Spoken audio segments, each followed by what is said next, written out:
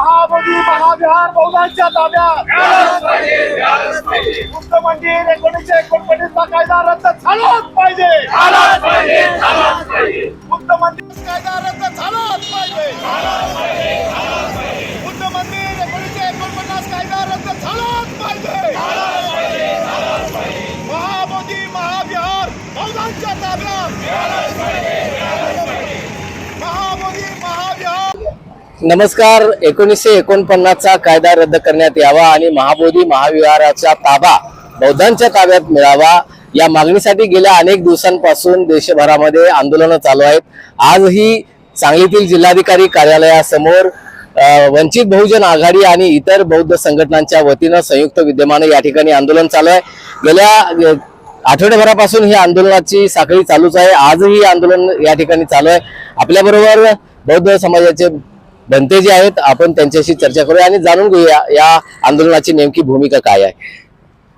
बोधगया या ठिकाणी महाकारुणिक तथागतांना जी ज्ञान प्राप्ती झाली आणि त्या ठिकाणी राजा सम्राट अशोकाने त्या ठिकाणी महाबुद्ध विहार निर्माण केलं आणि त्याच्यानंतर जे धम्मपाल होते श्रीलंकेहून आले, त्या ठिकाणी त्यांनी पुन्हा ते काम सुरू केलं की जी महाबोधी महाविहार आहे हे बौद्धांच्या ताब्यात पाहिजे।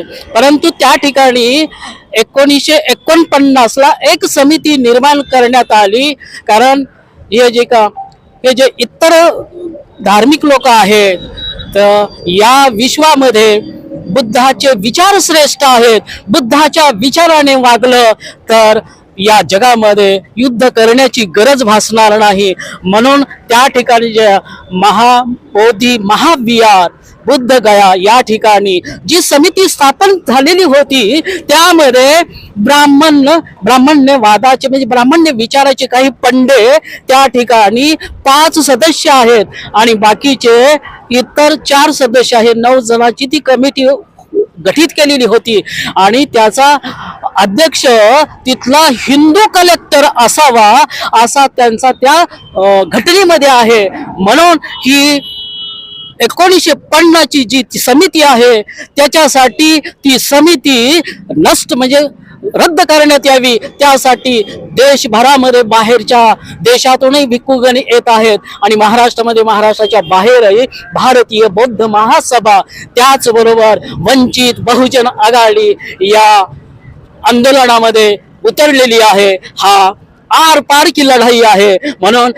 जोपर्यंत महाबोधी विहार बौद्धांच्या ताब्यात देत नाही तोपर्यंत आम्ही आर पार लढाई ही लढणार आहोत। खरं तर हा कायदा 1949 साली गठीत झालेला आहे।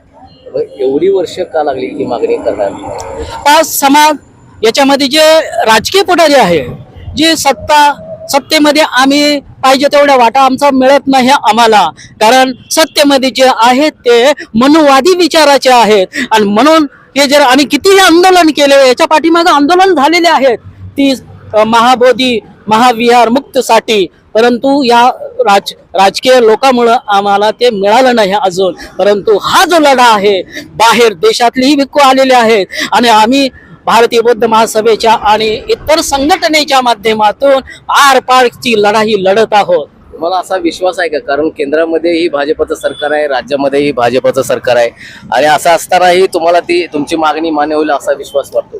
होऊ शकते, कारण आमचा जनतेचा रेटा म्हणजे जनतेचा जो पाठबळ असतं बाहेरल्या देशातलंही पाठबळ आहे। म्हणून या भारतीय केंद्रीय जे राजकारण म्हणजे जे सत्ताधारी लोक आहेत यांच्यावर दबाव नक्कीच येणार आहे। म्हणून ती महाबोधी महाविहार ब्राह्मण मुक्त झाल्याशिवाय आम्ही माग साठणार नाही।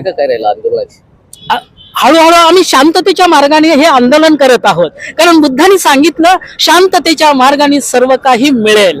म्हणून आम्ही शांततेच्या मार्गाने हे प्रयत्न करत आहोत।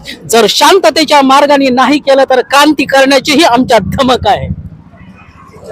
भगवान गौतम बुद्धांनी ज्याप्रमाणे सांगितलं की शांततेच्या मार्गाने जा म्हणजे सर्व काही मिळेल, त्याच शांततेच्या मार्गाने आम्ही ही आंदोलन सध्या करत आहोत। आणि जर या शांततेच्या मार्गाने जाऊन आमची मागणी जर मान्य होत नसेल तर इथून पुढच्या काळामध्ये क्रांती केल्याशिवाय राहणार नाही असा इशाराही या निमित्तानं देण्यात आलेला आहे. मोहन राजमाने, नवराष्ट्र न्यूज साठी सांगली.